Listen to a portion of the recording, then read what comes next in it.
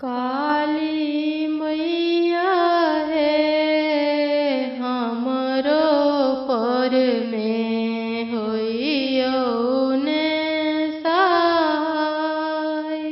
काली मैया है हमरो पर में होइयो ने सहाय।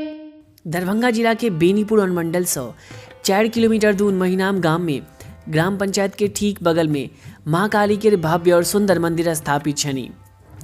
अही मंदिर में माँ काली के मोहक प्रतिमा के अलावा माँ लक्ष्मी और माँ सरस्वती विराजमान छथि।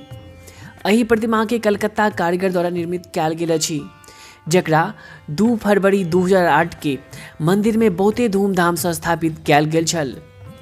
एतय सब साल अमावस्या कृष्ण पक्ष से 4 दिन धरि माँ काली के विशेष पूजा अर्चना कयल जाइत छनि और एहि दौरान सांगीतिक कार्यक्रम के संग भव्य मेला का आयोजन सेहो होइत अछि।